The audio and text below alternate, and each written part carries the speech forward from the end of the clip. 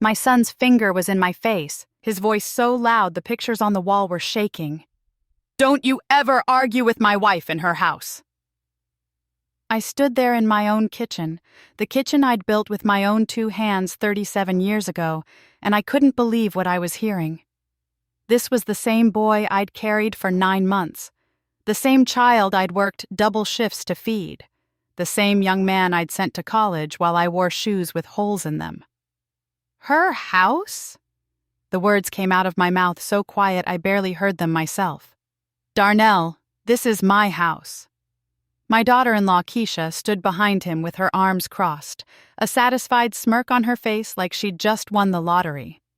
She'd only been in this family for 8 months, but somehow she'd turned my gentle son into someone I didn't recognize.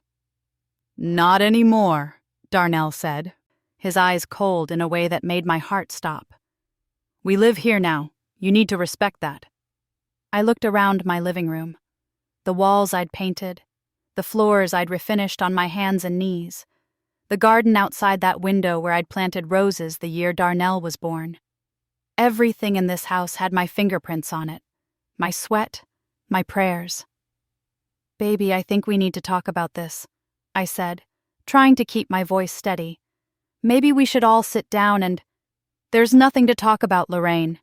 Keisha stepped forward, using my first name like we were friends, like she hadn't just convinced my son to disrespect me in my own home. "This is our house now. You're just living here.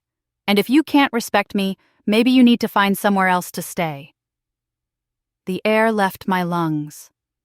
I was 69 years old, and my own son was standing there nodding along while his wife threatened to put me out on the street. Before we continue, please drop a comment if you've ever experienced something like this. We'd love to hear your story and subscribe to the channel to help us grow. Let me tell you how I got here. Let me tell you how a mother who gave everything ended up being treated like a stranger in her own home. My name is Lorraine Mitchell, and I built this house in 1988 with my late husband, Robert. We saved every penny from our jobs. Robert worked at the steel mill, and I cleaned houses during the day and offices at night. We had 2 sons, Darnell and Tyrone. When Robert died of a heart attack 12 years ago, I thought my world was ending. But I kept going. I kept this house. I kept our family together. Darnell was always the sensitive one. The one who cried at sad movies and brought home stray cats. He became a social worker, helping kids in foster care. I was so proud of him. Tyrone, my younger son, moved to Atlanta for work 5 years ago. We talk every week, but he's building his own life down there with his wife and my 2 grandbabies. Everything changed last December when Darnell brought Keisha home for Sunday dinner. I should have seen the signs then. The way she looked around my house like she was evaluating it. The way she smiled at me, but her eyes stayed cold. The way she answered questions I'd asked Darnell like he couldn't speak for himself. "So, Darnell tells me you're getting up there in age," she'd said, loading her plate with my sweet potato casserole. "Must be hard maintaining this big old house by yourself." "I manage just fine," I'd said, passing her the collard greens. "This house and I have an understanding." She'd laughed, but it wasn't a real laugh. "Well, if you ever need help, I'm sure Darnell would be happy to take some of that burden off your hands." Burden. She'd called my home, my sanctuary, my legacy, a burden. But Darnell was smiling at her like she'd hung the moon, so I bit my tongue. I'd raised my boys to follow their hearts. If this was who he chose, I'd make it work. They got married quick. 3 months of dating, then a small wedding at City Hall. I didn't even know it was happening until Darnell called me that evening. "Mama, I got married today," he'd said, his voice full of joy. My heart had cracked a little. I'd always dreamed of walking my sons down the aisle at Greater Hope Baptist Church, where we'd been members for 40 years. But I pushed down my hurt and said, "Congratulations, baby. I'm happy for you." "There's something else," he'd continued. "Keisha's lease is up next month, and my apartment is too small for both of us. We were wondering if we could stay with you for a little while, just until we save up for our own place." What was I supposed to say? This was my son. My child. Of course I said yes. They moved in 2 weeks later with more boxes than I thought 2 people could own. Keisha immediately started organizing things. My mama's china got moved to a higher shelf where I couldn't reach it. My photos of Robert got turned face down because they were depressing. My routine of morning coffee on the back porch got interrupted by their loud music and arguments. It's just temporary, I kept telling myself. They'll save up and move out soon. But temporary turned into 3 months, then 6 months, then 8 months. And instead of saving money, they were buying new furniture, new clothes, going out to fancy restaurants every weekend. Meanwhile, I was the one still paying all the bills. The mortgage had been paid off years ago, but there was still property tax, utilities, maintenance. I was living off Robert's life insurance and my Social Security, and it was getting tight. I tried to talk to Darnell about it one Sunday after church. We were alone in the kitchen, and I said, "Baby, I need to talk to you about money." "What about it?" He was scrolling through his phone, barely looking at me. "Well, you and Keisha have been here for a while now, and I was thinking maybe you could help out with some of the bills. The electric has been running high with 3 people in the house, and—" "Mama, seriously?" He finally looked up, his face annoyed. "Keisha and I are trying to save for our future. We can't be giving you money every month. I'm not asking for much, just, you know what? I'll talk to Keisha about it." He walked out before I could finish. That night, Keisha cornered me in the hallway. "Darnell told me you want money from us." "I just asked if y'all could help with utilities," I said. "This is still my house, and—" "About that." She smiled that cold smile again. "I've been meaning to talk to you. Darnell and I have been thinking. You're getting older, and this house is a lot of work. What if you signed it over to Darnell? That way, when you pass, there won't be any messy legal stuff. And in the meantime, we can take care of everything. You wouldn't have to worry about bills or maintenance or any of it." My blood ran cold. "Sign over my house?" "It just makes sense. You want Darnell to have it eventually anyway, right? This way, it's all clean and simple. We're family." "I need to think about it," I said, moving past her to my bedroom. But she didn't let it go. Every few days there was a comment. "You know, Ms. Lorraine, houses depreciate if they're not properly maintained. Would be a shame if something happened to this place." Or, "My friend's mother signed her house over to her kids, and she says it was the best decision she ever made. So much less stress." Darnell joined in too. "Mama, Keisha's just trying to help. Why are you being so stubborn about this?" Stubborn. I was being stubborn for wanting to keep the house I'd worked my whole life for. Things got worse. Keisha started treating me like a guest in my own home. She'd rearrange furniture without asking. She'd throw away my things, saying they were old and ugly. She'd invite her friends over and take over the whole living room, leaving me to hide in my bedroom. One Saturday, I came home from the grocery store to find she'd painted my bedroom walls without asking me. The soft yellow I'd chosen years ago was now a dark gray. "Surprise," she'd said. "I thought you could use a change." I stood there holding my grocery bags, looking at my ruined walls, and I couldn't even speak. "What's wrong?" Darnell asked, coming up behind her. "Keisha worked all day on this for you." "I didn't ask her to paint my room," I said quietly. "God, you're so ungrateful," Keisha snapped. "I try to do something nice, and this is what I get?" "Nice? You painted my room without asking." "It's not your room anymore," Keisha shouted. "When are you going to understand that?" That's when it happened. That's when I made my mistake. "This is my house," I said, my voice rising. "Mine. I built it. I paid for it. And you don't get to come in here and act like— Don't you ever argue with my wife in her house."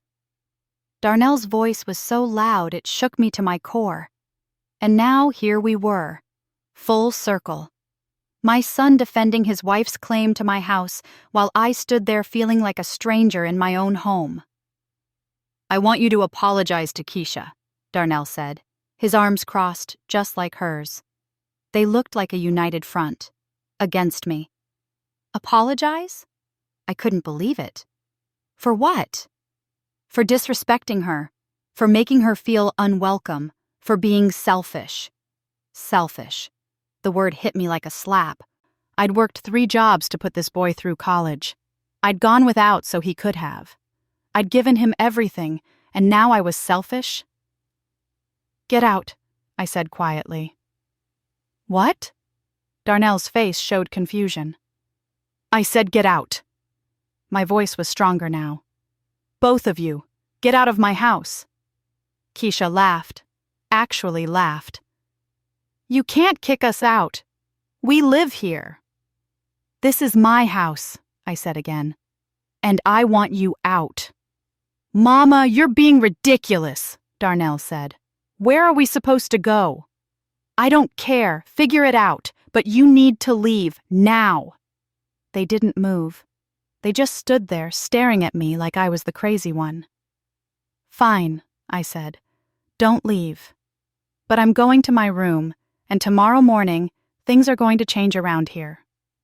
I walked to my bedroom, my gray bedroom that I hadn't asked for, and locked the door.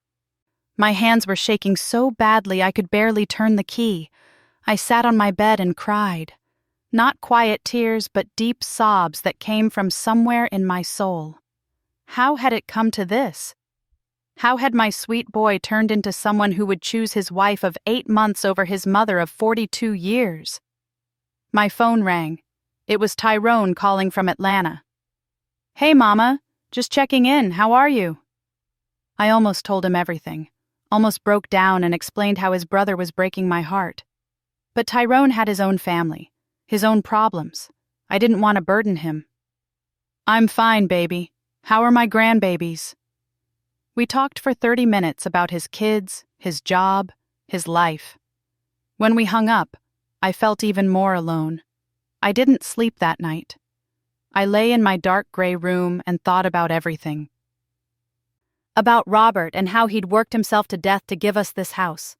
About all the memories in these walls. About how I'd rather be homeless than sign this house over to people who didn't appreciate what it meant. By the time the sun came up, I'd made my decision. I waited until I heard Darnell and Keisha leave for work. Then I picked up my phone and called the one person I knew could help me. Greater Hope Baptist Church, this is Sister Patricia speaking. Sister Patricia, this is Lorraine Mitchell. I need to talk to Pastor Williams. It's urgent. Hold on, honey. Let me get him for you. 2 minutes later, Pastor Williams's deep voice came through the phone. Sister Lorraine? What's wrong? And then I told him everything. The whole story poured out of me like water from a broken dam. I told him about Keisha's manipulation, about Darnell's betrayal, about feeling like a prisoner in my own home. Lord have mercy, Pastor Williams said when I finished. Sister, you need help, legal help, and I know just the person. He gave me a phone number for a lawyer named Brenda Washington. She goes to Solid Rock Baptist across town. Good woman. She helps seniors with exactly this kind of situation. You call her right now. I did. And Brenda Washington answered on the second ring. Mrs. Mitchell, she said after I explained everything, what your son and daughter-in-law are doing is called elder financial abuse, and we're going to stop it. How? I asked. First, we need to secure your house. Today.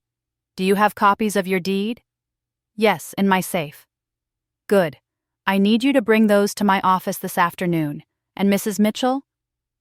Don't tell your son or his wife that you've called me. Can you do that? Yes. One more thing. Do you have somewhere safe you can stay for a few days? Somewhere they can't find you? My heart started racing. Why? Because when we make our move, they're not going to be happy. And I need you somewhere safe until we can sort this out legally. I thought about Sister Patricia, who'd been my friend for 30 years. Yes, I have somewhere. Perfect. Bring your important documents to my office at 2 o'clock. And Mrs. Mitchell, we're going to fix this. I promise. I hung up and looked around my gray bedroom. At the house I'd built, the house I'd fought for, the house I was about to fight for again. Darnell and Keisha thought they'd won. They thought they'd broken me down enough to take what was mine. They had no idea what was coming. Brenda Washington's office was in a small building on Martin Luther King Boulevard, wedged between a beauty supply store and a soul food restaurant. The smell of fried chicken drifted through the air as I climbed the stairs to the second floor, clutching my folder of documents like it was the Holy Bible. The waiting room had comfortable chairs and photos of smiling families on the walls. A young receptionist with bright red braids smiled at me. "Mrs. Mitchell? Ms. Washington is ready for you." Brenda Washington was a tall woman in her 50s with natural hair pulled back in a bun and the sharpest eyes I'd ever seen. She stood up and shook my hand firmly. "Mrs. Mitchell, thank you for coming. Please sit down." I sat and placed my folder on her desk. My hands were still shaking. "First, let me say this," Brenda began, her voice gentle but strong. "What you're experiencing is more common than you think. I handle cases like this every month. Adult children who move in with their elderly parents and slowly take over. Sometimes they mean well but lose sight of boundaries. Other times it's deliberate manipulation. Either way, it's wrong, and it's legally actionable." "I don't want to hurt my son," I said, my voice cracking. "I just want my home back." "I understand. Let's look at your documents." I opened the folder and spread everything out. The deed to my house with both mine and Robert's names on it. Robert's death certificate. The will that left everything to me. My property tax receipts showing I'd been paying every year. Brenda examined each paper carefully. Then she looked up at me with a small smile. "Mrs. Mitchell, this house is 100% yours. Your name is on the deed. You've been paying all the bills. And unless you sign something giving them ownership, they have absolutely no legal claim to it." "I haven't signed anything," I said firmly. "Good. Now, here's what we're going to do. Today, while they're at work, we're going to change your locks. All of them. Front door, back door, garage, everything." My eyes went wide. "Change the locks? But where will they go?" "That's not your problem. They're grown adults with jobs. They can find an apartment like everyone else." Brenda's voice was firm. "Mrs. Mitchell, they've been living in your house rent-free for 8 months while trying to manipulate you into signing it over. They don't get to guilt you now." She was right. I knew she was right. But my heart still hurt. "I have a locksmith I work with," Brenda continued. "He can be at your house in 2 hours. I'll come with you to supervise. We'll also pack up their belongings and put them in the garage. They can arrange to pick them up later." "What if they call the police?" "Let them. You're the legal owner. They have no lease, no rental agreement, nothing. Legally, they're guests who've overstayed their welcome. The police will tell them it's a civil matter." "And what about Darnell?" My voice broke on his name. "What if he never speaks to me again?" Brenda reached across the desk and took my hand. "Mrs. Mitchell, I'm going to be real with you. If your son would choose a woman who manipulates him into stealing from his own mother over his relationship with you, then maybe some distance is what he needs to wake up to. Sometimes the most loving thing we can do is let people face the consequences of their choices." Tears rolled down my cheeks, but I nodded. "Okay, let's do it." 2 hours later, I was standing in my driveway with Brenda and a locksmith named Jerome, who was probably in his 30s and had the kindest smile. "Don't you worry, ma'am," Jerome said as he worked on the front door. "I'm going to make sure this house is locked up tight. Nobody's getting in here without your permission." While he worked, Brenda and I went inside to pack up Darnell and Keisha's things. It felt strange going through my son's belongings, folding his clothes, packing his shoes. I found myself crying over a photo of him as a little boy that he kept in his nightstand drawer. "Take your time," Brenda said gently. "This is hard." "I know it is." We packed everything carefully, labeling boxes with their names, their fancy new furniture, their clothes, their kitchen gadgets. Everything went into the garage, organized and neat. When Jerome finished with the locks, he handed me 3 new keys. "All done, Mrs. Mitchell. You're the only one with access now." "Thank you," I whispered. "Now," Brenda said, checking her watch, "it's 4:30. When do they usually get home?" "Darnell gets home around 5:30. Keisha usually comes home around 6. "Perfect. I need you to pack a bag right now, enough for 3 or 4 days. You're going to stay with your friend while we handle the initial fallout. Sister Patricia already said I could stay with her." "Good. Let's get you packed and out of here before they arrive." 20 minutes later, my suitcase was in Brenda's car and we were driving away from my house. I looked back at it through the rear window, my heart breaking and mending at the same time. "I'll call you tonight to check in," Brenda said as she dropped me off at Sister Patricia's house. "And remember, do not answer calls from Darnell or Keisha. Let everything go to voicemail. If it's an emergency, they can call 911. Otherwise, they can communicate through me. Here's my card. My cell number is on there." Sister Patricia met me at the door with open arms. She was a round woman with silver hair and a smile that could light up a room. "Come here, baby," she said, pulling me into a hug. "You're safe now. Come on in." Her house smelled like vanilla and cinnamon. She led me to her guest room, which had a soft yellow bedspread and pictures of Jesus on the walls. "You stay here as long as you need," she said, "and tomorrow we're having a prayer circle with some of the sisters from church. You need spiritual covering right now." I unpacked my bag and sat on the bed, feeling exhausted. My phone started ringing at exactly 5:45. It was Darnell. I let it go to voicemail. He called again, and again, and again. Then the text messages started coming in. "Mama, what's going on? Why won't the key work? Mama, answer your phone. This is crazy. Where are you? Keisha is freaking out. What did you do?" Then Keisha started texting from her own phone. "Lorraine, this is not okay. You can't just lock us out of our own house. We're calling the police. You're going to regret this. You're going to lose your son over this. I hope you're happy." My hands trembled as I read each message, but I didn't respond. Brenda had told me not to, and I was going to follow her advice. My phone rang again. This time it was a number I didn't recognize. I answered cautiously. "Mom?" It was Darnell's voice, calling from someone else's phone. "Mom, please talk to me. What's happening?" "Darnell," I said, my voice steady, even though I was shaking inside. "You need to contact my lawyer. Her name is Brenda Washington." I read him the number from her card. "Your lawyer? Mama, what are you talking about?" "I'm talking about the fact that you and your wife have been trying to steal my house. I'm talking about the disrespect, the manipulation, and the abuse. It stops now." "Abuse? Mama, nobody abused you. We've been taking care of you."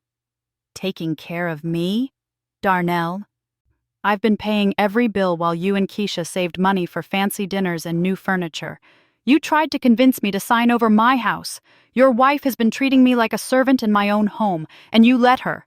You chose her over your own mother." "That's not fair," he said, and I could hear the anger building in his voice. "Keisha is my wife. You're supposed to respect that. And you're supposed to respect your mother. But here we are. Contact my lawyer. All communication goes through her now." I hung up before he could say anything else. My heart was pounding so hard I thought it might burst out of my chest. Sister Patricia appeared in the doorway with a cup of tea. "You did good, honey. Real good. Now drink this and try to rest." But I couldn't rest. My phone kept buzzing with calls and texts. At 8 o'clock, there was a knock on Sister Patricia's door. We both froze. "Stay here," Sister Patricia said. She went to answer it while I listened from the bedroom. I heard Keisha's voice, sharp and angry. "We know Lorraine is here. We need to talk to her." "She doesn't want to talk to you," Sister Patricia said calmly. "This is ridiculous. She can't just kick us out of our home." "It's not your home, baby. It's hers. and you need to leave this property right now or I'm calling the police. You can't. Try me." Sister Patricia's voice turned to steel. "My husband was a police officer for 30 years before he passed. I know my rights. This is my property, and you're trespassing. Leave, now." I heard footsteps stomping away and a car door slamming. Then Sister Patricia came back to the bedroom. "They're gone," she said. "But we should probably call the police and let them know what's happening, just in case they come back." We did. A police officer came by, took our statement, and said he'd make a note in the system. "If they come back and harass you, call us immediately," he said. That night, I barely slept. Every sound made me jump. But Sister Patricia had a security system, and she kept assuring me we were safe. The next morning, my phone rang at 7 a.m. It was Brenda. "Good morning, Mrs. Mitchell. How are you holding up?" "I'm okay. They tried to come here last night." "I know. Your son left me 6 voicemails. Very angry voicemails." She paused. "Mrs. Mitchell, I need to prepare you for something. They've hired a lawyer, Gerald Hammond. He's known for being aggressive and for taking cases he probably shouldn't take." My stomach dropped. "What does that mean?" "It means they're going to fight this.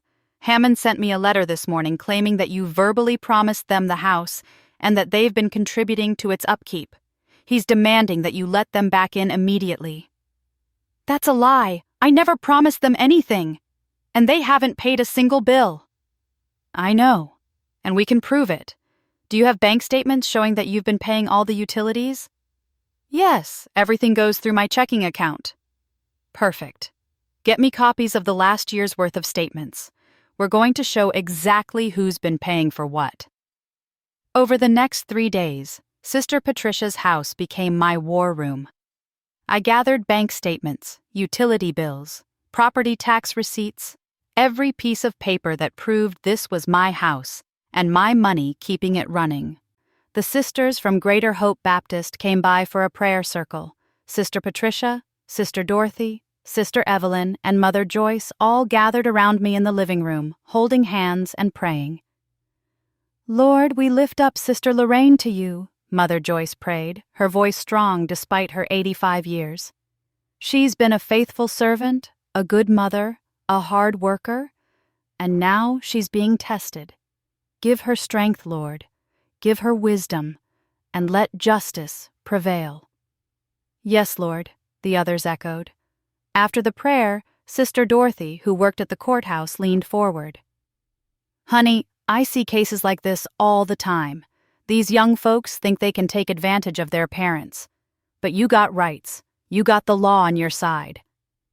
"But what if I lose my son?" I whispered. "Then he wasn't the son you thought he was," Mother Joyce said bluntly. "And that's hard, baby. Real hard. But you can't let people abuse you just because you love them, even your own children." On the 4th day, Brenda called with news. "We have a hearing scheduled for next week. The judge wants to hear both sides and make a ruling on the living situation." "A hearing? Like in court?" "Yes. You'll need to testify about what happened. So will I. And their lawyer will try to make you look bad. He'll probably say you're senile or confused or that you're being influenced by me." "But I'm not any of those things." "I know. That's why we're going to be prepared. Can you come to my office tomorrow? We need to practice your testimony." The next day, Brenda spent 3 hours preparing me. She asked me every question she could think of, including harsh ones. "Mrs. Mitchell, isn't it true that you're getting older and sometimes forget things?" "I'm 69 years old, not 90. I remember everything just fine." "Isn't it true that you promised your son he could have the house?" "I never promised him anything except that I'd leave it to him in my will when I die. Not before." "Isn't it true that you're just jealous of your daughter-in-law?" "I'm not jealous. I'm angry that she's manipulating my son and trying to steal my house." "Good," Brenda said. "Stay calm, stay clear, and tell the truth. That's all you need to do." The hearing was scheduled for Monday at 10 a.m. Sister Patricia insisted on coming with me for support. So did Mother Joyce and Sister Dorothy. "You're not going in there alone," Sister Patricia said firmly. "We're your church family, and we stand with you." Sunday night, I couldn't eat. I couldn't sleep. I just kept praying and reading my Bible, asking God to give me the right words. My phone rang at 11 p.m. It was Tyrone calling from Atlanta. "Mama?" His voice was tight with anger. "Darnell just called me. He told me everything. Is it true? Did you really lock him out?" My heart sank. "Tyrone, baby, let me explain. Did you or didn't you?" "Yes, but..." "Mama, that's his home. How could you do that to your own son?" And just like that, I realized Darnell had gotten to him first. He'd told his version of the story, making me look like the villain. "Tyrone, that's not what happened. Darnell and Keisha have been..." "I don't want to hear it right now, Mama. I'm disappointed in you. Real disappointed." He hung up before I could say another word. I sat there in Sister Patricia's guest room, staring at my phone, feeling like my whole world was falling apart. Both of my sons were against me now. Both of them thought I was the problem. Sister Patricia found me crying an hour later. "What happened, honey?" I told her about Tyrone's call. She shook her head sadly. "That boy only heard one side. Give him time. The truth always comes out." "But what if it didn't? What if I lost both my sons over this? What if standing up for myself cost me my entire family?" Monday morning came too fast. I put on my best church dress, the navy blue one with the pearl buttons. Sister Patricia, Mother Joyce, and Sister Dorothy all wore their Sunday best too. "We're going to show that judge who you really are," Sister Patricia said as we drove to the courthouse. "A strong, faithful woman who built a life and won't let anyone steal it." The courthouse was downtown, a big stone building that smelled like floor polish and old papers. Brenda met us in the lobby. "Are you ready?" she asked. "As ready as I'll ever be." We walked into the courtroom together, and there, sitting on the other side with their lawyer, were Darnell and Keisha. Darnell wouldn't look at me, but Keisha stared right at me with cold, hard eyes and a smile that made my blood run cold. Their lawyer, Gerald Hammond, was a thin white man in an expensive suit. He looked at me like I was something stuck to the bottom of his shoe. The judge entered and we all stood. Judge Martinez was a Latina woman in her 60s with gray hair and sharp eyes. "Please be seated," she said. "Let's begin." Hammond went first, painting a picture of poor Darnell and Keisha, who'd been caring for a confused elderly woman out of the goodness of their hearts.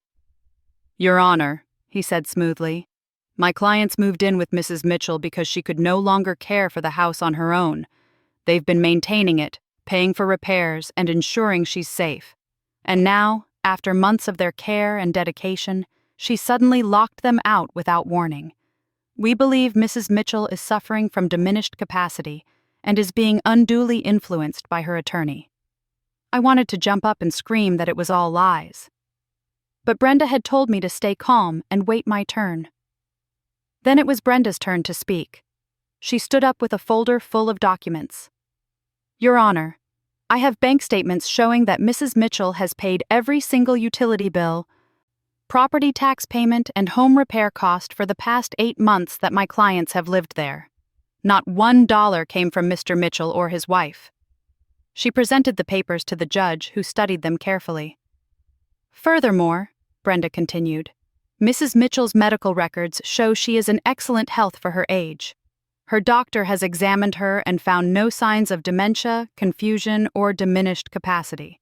She is a sharp, intelligent woman who recognized that her son and daughter-in-law were attempting to financially exploit her." "That's a lie!" Keisha suddenly shouted from her seat. "She's crazy! Mrs. Mitchell!" The judge's voice cracked like a whip. "Control yourself or I'll have you removed from this courtroom." Hammond put his hand on Keisha's arm, trying to calm her down, but the damage was done. The judge had seen her true nature. "Mrs. Lorraine Mitchell," Judge Martinez said, Please approach the witness stand. I'd like to hear from you directly. I stood up on shaking legs and walked to the front of the courtroom. The bailiff swore me in, and I sat down. Judge Martinez looked at me kindly. Mrs. Mitchell, in your own words, please tell me what happened. And so I did. I told her everything. How I'd built the house with Robert. How Darnell had asked to stay temporarily, and it turned into 8 months. How Keisha had tried to get me to sign over the deed. How my own son had yelled at me that I was arguing with his wife in her house when it was my house. By the time I finished, tears were streaming down my face, but my voice was steady. Mrs. Mitchell, the judge said gently, do you love your son? More than anything in this world, I whispered. He's my baby, but I can't let him steal from me. I can't let his wife manipulate him into hurting me. I worked too hard for what I have. The judge nodded and looked at Darnell. Mr. Mitchell, stand up, please. Darnell stood, his face pale. Mr. Mitchell, is it true that you and your wife have not been paying any bills for the house you've been living in? Darnell looked at his lawyer, who nodded for him to answer. We've been saving money to buy our own place, he said quietly. That's not what I asked you. Have you been paying bills? Yes or no? No, Your Honor. And did you attempt to get your mother to sign the house over to you? Keisha thought it would be easier for estate planning. Yes or no, Mr. Mitchell? Yes. The judge sat back in her chair, her expression stern. I'm going to make this very simple. Mrs. Lorraine Mitchell is the sole legal owner of the property at 1247 Oakwood Drive. Mr. Darnell Mitchell and Mrs. Keisha Mitchell have no legal claim to the property. They have been residing there as guests at Mrs. Mitchell's pleasure, and she has every right to revoke that invitation. Your Honor, Hammond tried to interrupt. I'm not finished, the judge said sharply. Furthermore, any attempt by Mr. and Mrs. Darnell Mitchell to enter the property without Mrs. Lorraine Mitchell's explicit permission will be considered criminal trespassing. They have 1 week to arrange a time with Mrs. Mitchell's attorney to collect their belongings from the garage.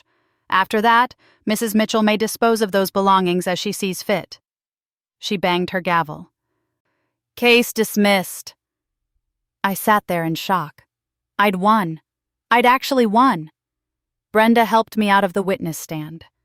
Sister Patricia, Mother Joyce, and Sister Dorothy surrounded me, all of them hugging me and praising God. But as we walked out of the courtroom, I caught sight of Darnell's face. He looked destroyed, lost, and even though I'd won, my heart was breaking. We were almost to the exit when someone grabbed my arm. I turned around to find Keisha in my face, her eyes wild with rage. This isn't over, she hissed. You think you've won? You haven't won anything. I'm going to make sure you lose everything, you bitter old— Step back, Sister Patricia pushed between us. Don't you dare threaten her. A security guard rushed over. Is there a problem here? Yes, Brenda said calmly. This woman just threatened my client. I'd like to file a report.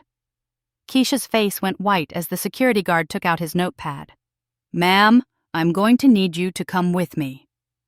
As they led Keisha away, still screaming about how unfair it all was, I saw Darnell standing alone in the hallway. Our eyes met for just a moment, and in that moment, I saw something that made my blood run cold. My son's eyes weren't filled with regret or sadness or love. They were filled with pure hatred. That look in Darnell's eyes haunted me for days.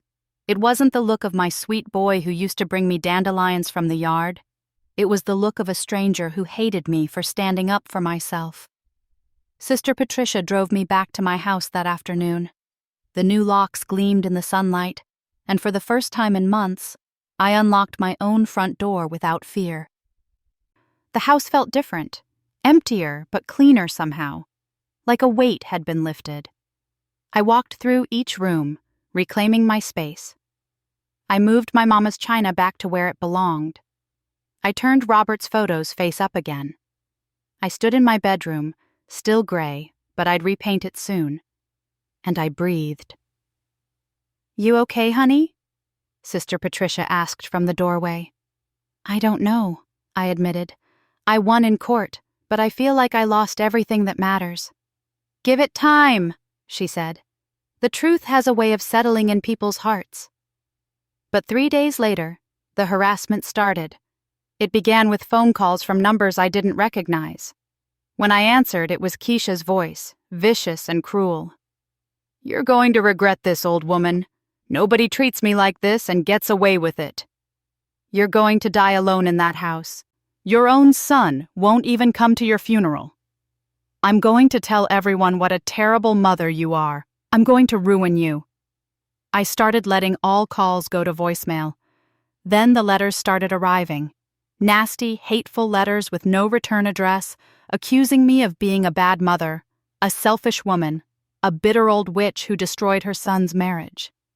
Brenda told me to save everything for evidence. If this escalates, we might need a restraining order. But the worst part was the silence from Darnell. No calls, no texts, nothing. It was like I'd lost my son completely. Tyrone wasn't speaking to me either. I'd called him twice to explain what really happened, but he wouldn't answer. Finally, I left a long voicemail. Tyrone, baby, I know Darnell told you his version, but please, hear me out. I never wanted this. I just wanted respect in my own home. I built that house with your daddy. It's all I have left of him. And Darnell tried to take it from me. Not because he needed it, but because his wife wanted it. She manipulated him, baby. She turned him against me. And when I stood up for myself, he chose her. I'm sorry if that hurts you, but it's the truth. I love you both more than life itself, but I can't let anyone steal from me, not even my own son. Please call me when you're ready to talk. He didn't call back. 2 weeks after the court hearing, I was in my garden planting new roses when a car pulled up. My heart jumped. Was it Darnell? But it was a woman I didn't recognize. She was young, maybe late 20s, black with long braids and a nervous expression. Mrs. Mitchell? She called from the sidewalk. Yes? My name is Shanice Coleman. I need to talk to you about Keisha Mitchell. I stood up, brushing dirt off my hands. What about her? Shanice looked around nervously, then walked closer. Can we talk inside? Please? It's important. Something in her voice made me say yes. We went into the kitchen, and I made us both some sweet tea.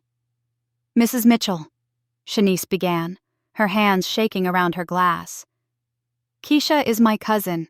We grew up together, and I need to tell you something that you need to know. My stomach tightened. I'm listening. This isn't the first time she's done this. Keisha has a pattern. She targets men who have something she wants: money, property, status. She married a man 5 years ago, convinced him to put his condo in both their names, then divorced him and took half. Before that, she dated a guy whose family owned a restaurant. She tried to get him to make her part owner. When that didn't work, she moved on. I felt sick. Why are you telling me this? Because Darnell is a good man. I met him at their wedding, and I could tell he genuinely loves her. But she doesn't love him. She loves what he could give her: a house, security, a way up. And I watched her plan this whole thing. She told me months ago that she was going to get that house one way or another. Shanice's eyes filled with tears. I should have said something sooner, but she's my family, you know. But after I heard what happened in court, and I saw her bragging about how she was going to destroy you, I couldn't stay quiet anymore. Does Darnell know any of this? I don't think so. Keisha is good at hiding who she really is. Real good. Would you be willing to tell him? To tell him the truth about her? Shanice hesitated. I don't know if he'd believe me. Keisha has him wrapped around her finger. Would you at least try? Please? She nodded slowly. I'll try. But Mrs. Mitchell, you need to be careful. Keisha is dangerous when she doesn't get what she wants. Those threatening calls you've been getting? That's just the beginning. After Shanice left, I called Brenda and told her everything. "We need to document this," Brenda said. "I'm going to prepare a restraining order petition. And Mrs. Mitchell, you might want to consider getting a security system installed." The next day, a security company came out and installed cameras at my front door, back door, and driveway. The technician showed me how to monitor everything from my phone. "If anyone comes near your property, you'll get an alert," he said. "And it all records to the cloud, so even if someone destroys the cameras, we've got the footage." 2 nights later, at 11 p.m., my phone buzzed with an alert. Someone was in my driveway. I pulled up the camera feed and my heart stopped. It was Keisha, and she was spray painting something on my garage door. I immediately called 911. "This is 911. What's your emergency?" "Someone is vandalizing my property right now. I have it on camera."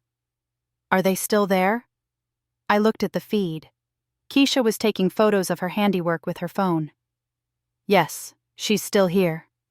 Police are on the way. Stay inside and keep your doors locked." 5 minutes later, red and blue lights lit up my street. I watched through the window as 2 police officers approached Keisha, who was walking back to her car. I couldn't hear what they were saying. But I saw Keisha pointing at my house, her face animated. The officers walked over to look at the garage door, then came to my front door. I opened it to find Officer Martinez, a young Hispanic woman, and Officer Johnson, an older black man. "Mrs. Mitchell, I'm Officer Martinez. We need to get a statement from you." We went inside, and I showed them the security footage on my phone. Clear as day, there was Keisha spray painting the words "thief" and "evil" across my garage door in big red letters.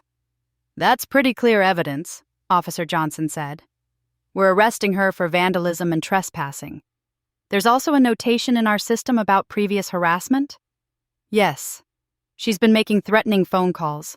My lawyer has all the documentation. We'll need that for the report. And ma'am, you might want to consider getting a restraining order. We're already working on it." I watched through the window as they put Keisha in handcuffs and loaded her into the police car. She was screaming something, her face twisted with rage. The next morning, my phone rang at 6 a.m.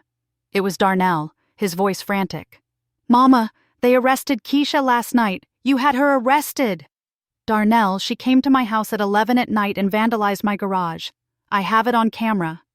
"She was just upset. You didn't have to call the police." "Darnell, she broke the law. What did you expect me to do?" "I expect you to act like a mother, to show some compassion, to remember that she's your daughter-in-law." "She's the woman who tried to steal my house," I said quietly, "and I'm done pretending otherwise." "You know what, Mama? You want to play hardball? Fine. I'm done. I'm done trying to make you see reason. I'm done trying to fix this family. You're on your own." "Darnell?" He hung up. I sat at my kitchen table and cried. Not quiet tears, but deep, body-shaking sobs. I'd lost my son. Really, truly lost him. Sister Patricia came over when I called her. She held me while I cried and prayed over me when I couldn't find words anymore. "The Lord sees you," she whispered. "He knows your pain, and He's going to work this out. You just wait." That afternoon, Brenda called with news. Keisha made bail, but the judge imposed strict conditions. She's not allowed within 500 feet of you or your property. If she violates it, she goes back to jail. And I'm fast-tracking the restraining order. What about the vandalism on my garage? I've already contacted a cleaning service. They'll be out tomorrow, and we're adding the cleanup costs to the charges against Keisha.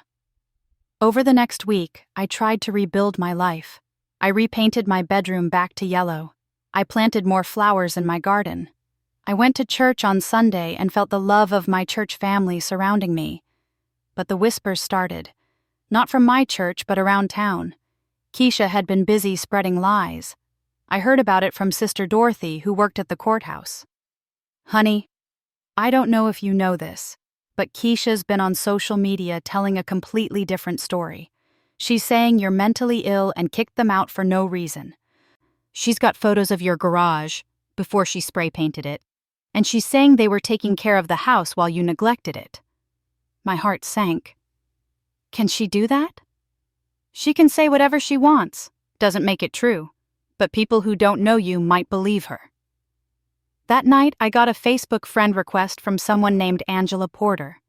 When I clicked on her profile, I saw she was friends with Keisha. Curious, I accepted. Within minutes, I got a message from her. "Mrs. Mitchell, you don't know me, but I'm friends with Keisha Mitchell. I just wanted to say that what you did to her and your son is disgusting. You should be ashamed of yourself." More messages followed from other people I didn't know, all friends of Keisha, all saying horrible things. "You're a terrible mother. I hope you rot in that house alone. Your son deserves better than you." I blocked them all and deactivated my Facebook account. I couldn't handle it. The next Sunday at church, Pastor Williams asked me to stay after service. We sat in his office and he looked at me with kind, serious eyes. "Sister Lorraine, I've been hearing things about what your daughter-in-law is saying about you." "I know," I said tiredly. "She's lying, Pastor, about all of it." "I know she is. I've known you for 40 years. I know your character, but I want you to know that this church stands with you. We're going to make a statement of support. We're not going to let lies define you." Tears filled my eyes. "Thank you, Pastor. And there's something else. Your son Tyrone called me." I sat up straight. "Tyrone called you?" "He did." "He wanted to know my perspective on what happened." I told him the truth, that you're a faithful, honest woman who stood up for yourself when people tried to take advantage of you. And I told him he needed to talk to you himself, not rely on second-hand information. Did he listen? I think so. Give him time, sister. He'll come around. But time kept passing, and Tyrone didn't call. 3 weeks after the court hearing, I was beginning to accept that I might have lost both my sons. Then, on a Tuesday afternoon, my doorbell rang. I checked the security camera first. I was careful now. A man stood on my porch, someone I didn't recognize at first. Then my heart stopped. It was Tyrone. I opened the door and we stared at each other for a long moment. "Hey, Mama," he said quietly. "Tyrone, baby, what are you doing here? Can I come in?" I stepped aside and he walked into the house he'd grown up in. He looked around, his face full of memories. "I flew in this morning," he said. "I told my wife I needed to come see you, to hear your side face to face." We sat in the living room, and I told him everything, every detail. When I finished, tears were running down his face. "Mama, I'm so sorry. I should have listened to you from the start. I should have known Darnell was only telling me part of the story." "You were just being a good brother," I said. "No, I was being lazy. I didn't want to get involved, so I just took his word for it." He shook his head. "But then Shanice called me." "Shanice? Keisha's cousin?" "Yeah, she told me everything. About Keisha's past, about her pattern of using men, about how she's been planning this from the beginning. And I talked to Pastor Williams, and I pulled up the court records online and saw the judge's ruling." He looked at me with pain in his eyes. "Mama, what Darnell did to you, it's unforgivable." "He's still your brother," I said softly. "He's an idiot who let a woman turn him against his own mother." Tyrone's voice was hard. "I called him yesterday, tried to talk some sense into him. He wouldn't listen. He's completely under her control." "What did he say?" "He said you're a bitter old woman who can't stand to see him happy. He said Keisha is the best thing that ever happened to him. He said—" Tyrone's voice broke. "He said he doesn't have a mother anymore." The words hit me like a physical blow. I'd known it in my heart, but hearing it out loud made it real. "I'm sorry, Mama," Tyrone whispered, pulling me into a hug. "I'm so sorry you're going through this." We held each other and cried, for the son I'd lost, for the brother Tyrone had lost, for the family that had broken apart. "I'm staying for a week," Tyrone said when we finally pulled apart. "My wife understands. The kids send their love. And Mama, I'm going to help you fix this place up, starting with that garage door." Over the next week, Tyrone and I worked on the house together. We repainted the garage.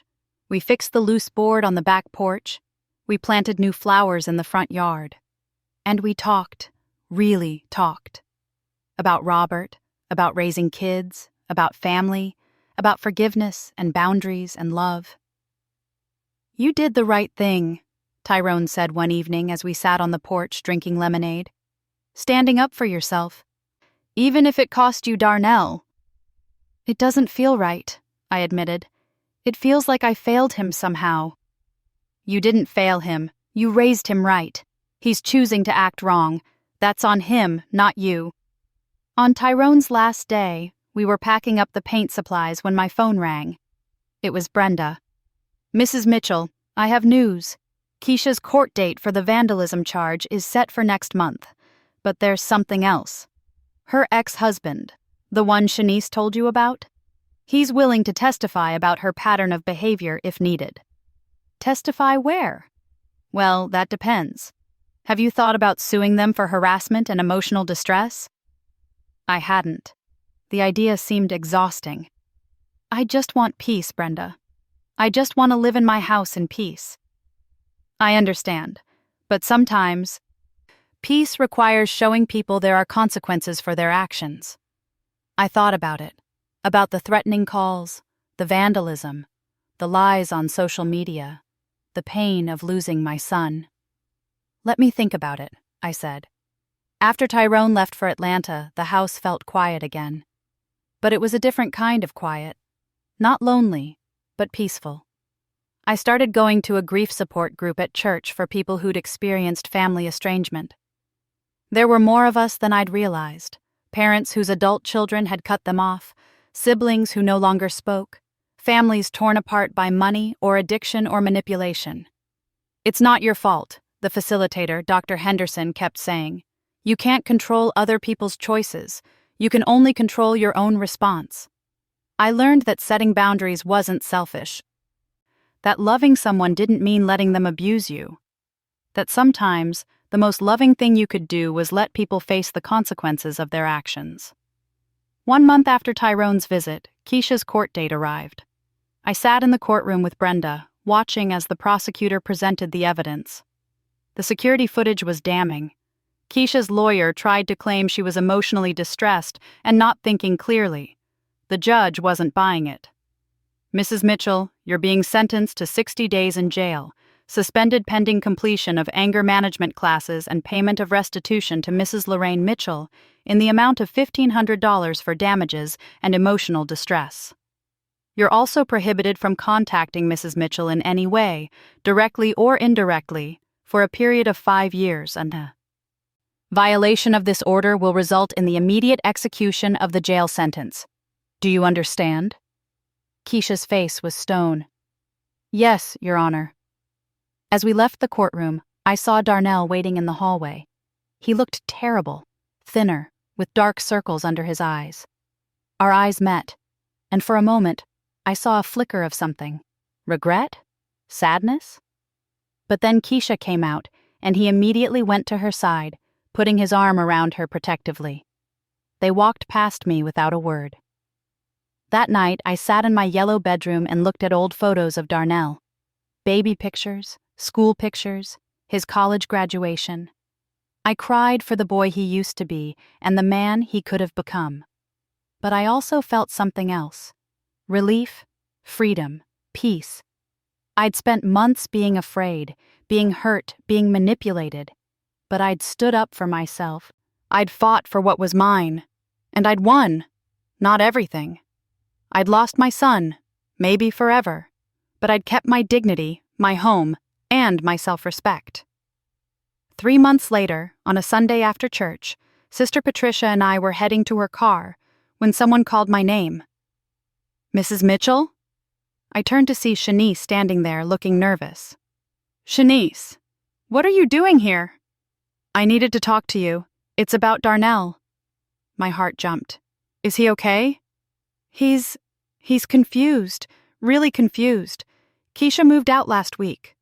What? She left him. Apparently she found some older guy with more money. She's already moved in with him. Shanice shook her head. Darnell is devastated. He called me asking questions about Keisha's past, about the things I'd told you. I think he's finally starting to see who she really is. Where is he? I asked. He's staying at a friend's apartment. He's embarrassed, I think, ashamed. He knows he messed up, but he doesn't know how to face you. I stood there processing this information. Part of me wanted to rush to Darnell immediately, to hold my baby and tell him everything would be okay.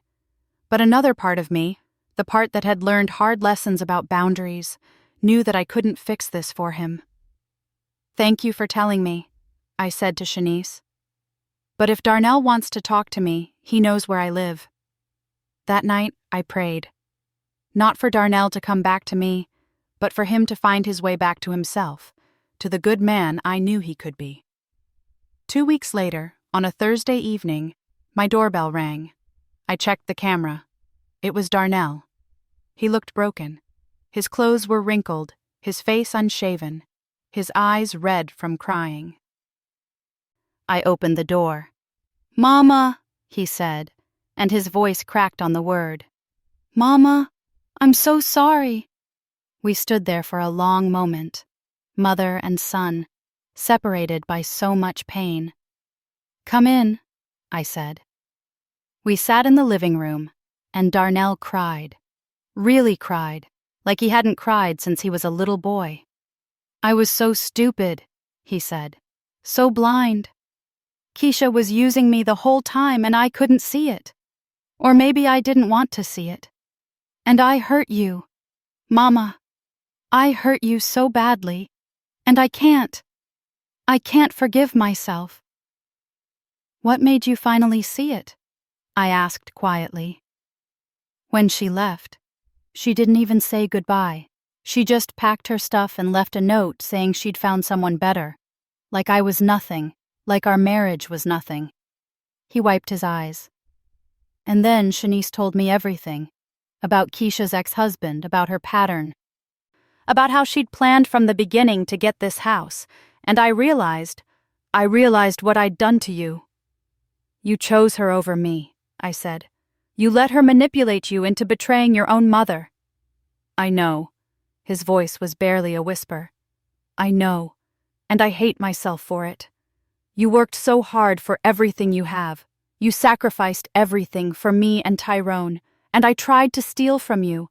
I stood in your kitchen and told you to respect my wife in her house when it was your house. Mama, how can you ever forgive me?" I looked at my son, really looked at him. I saw the little boy who'd brought me dandelions. I saw the teenager who'd cried when his daddy died. I saw the young man who'd wanted to help kids in foster care because he had such a big heart. And I saw the broken man in front of me who'd made terrible choices and was finally facing the consequences. "Darnell," I said slowly, "I love you. I will always love you. But love isn't the same as trust. You broke something between us, and I don't know if it can be fixed." "I'll do anything," he said desperately. "Anything to make this right. The first thing you need to do is fix yourself. Get counseling. Figure out how you let someone manipulate you like that. Learn to see red flags. Learn to value the people who've always been there for you." "I will, I promise. And you need to understand that things can't go back to the way they were. You're not moving back in here. This is my house, and I need my space. If we're going to rebuild our relationship, it's going to be slowly, with boundaries." He nodded, tears still streaming down his face. "I understand. I just want a chance to make things right." "Then start by going home, getting yourself together, and living right. Show me through your actions, not just your words." He stood to leave, then turned back. "Mama, did I lose Tyrone too?" "Talk to your brother. He's hurt, but he loves you. You need to make things right with him too." After Darnell left, I sat in my living room and let out a long breath. I didn't know if we could truly repair what had been broken, but at least now there was a possibility. Over the next 6 months, Darnell did the work.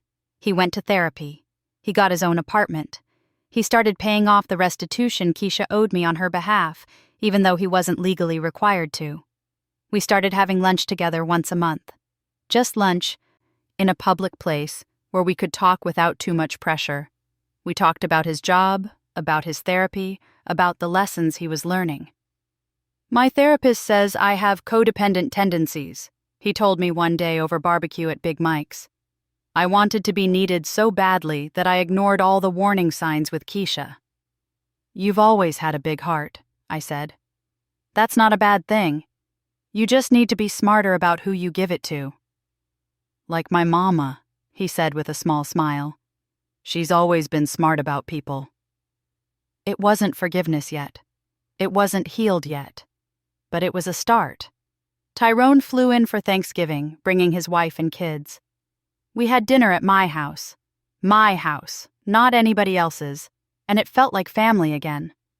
Darnell came too, and the brothers worked through their own issues over football and sweet potato pie. "You hurt Mama," Tyrone said bluntly. "You hurt all of us." "I know," Darnell said, "and I'm going to spend the rest of my life making up for it. Actions, not words, brother. Actions." That Christmas, I got a card in the mail from someone I didn't expect. Keisha's ex-husband, Michael. He wrote that he'd heard about what happened and wanted me to know I wasn't alone. That Keisha had done the same thing to him, and it had taken him years to recover. That he was proud of me for standing up for myself. "Not everyone does," he wrote. "Some people let themselves be destroyed rather than fight back. You're stronger than you know." I kept that card on my refrigerator, a reminder that standing up for yourself was never the wrong choice. 1 year after the court hearing, I was in my garden planting roses when Darnell's car pulled up. He got out carrying a toolbox. "Hey, Mama, I noticed last time I was here that your back steps are getting loose. Thought I could fix them for you, if that's okay." I looked at my son, really looked at him. He looked healthier now, clearer, more like himself. "That would be nice," I said. "Thank you." While he worked, we talked about small things. Work. Weather. The new pastor at Greater Hope Baptist. It wasn't the deep mother-son relationship we'd once had. But it was real. Honest. Built on respect instead of obligation. When he finished, he stood up and looked at the house. "It looks good, Mama. You've kept it up nice." "It's my house," I said simply. "I take care of what's mine." He nodded, understanding the deeper meaning. "I'm sorry I ever tried to take it from you."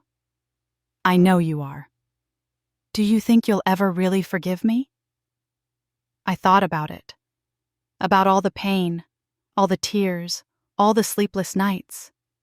About the feeling of my own son turning on me. About the long road back to this moment. "I'm working on it," I said honestly. "Some days are easier than others. But Darnell? Forgiveness doesn't mean forgetting. It doesn't mean things go back to the way they were. It means I'm choosing not to let what you did poison the rest of my life." "That's fair," he said quietly. As he drove away, I stood in front of my house, and felt something I hadn't felt in a long time. Complete peace. I'd lost almost everything in this battle. I'd lost time, I'd lost money, I'd lost the easy relationship I'd once had with my son. But I'd gained something more valuable, my dignity, my self-respect, my freedom. Nobody could take those from me ever again. Sister Patricia called that evening. "How are you doing, honey?" "I'm good," I said, and I meant it. "I'm really good." "You know, watching you go through this has taught me something," she said. "Sometimes love means letting people go. Sometimes love means saying no. Sometimes love means standing up for yourself even when it breaks your heart. Pastor Williams said something similar. He said that Jesus flipped tables when he needed to. That righteous anger has its place. Amen to that. You flipped some tables, Sister Lorraine, and you did it with grace. That night, I sat on my back porch with a cup of tea, watching the sun set over my garden.